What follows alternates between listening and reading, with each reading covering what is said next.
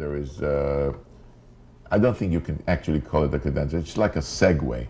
You go.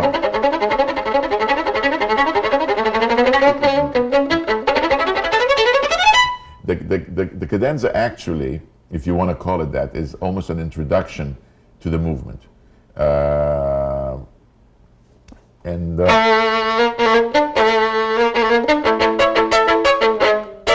Which is interesting because it has the themes, or at least part of the theme, before the movement starts, not after.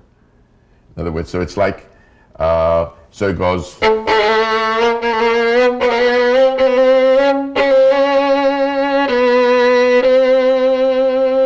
now it starts.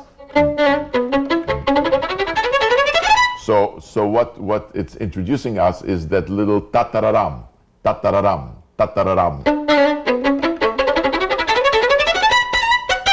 So this in this particular case, he did it the other way around. He said, let me give you a little idea of what we're going to hear, rather than having heard something and then saying, well, what you just heard was this, and I'm going to embellish on it. So he's doing it the other way around. And also the cadenza is not very, it's not very long, it's just a few bars.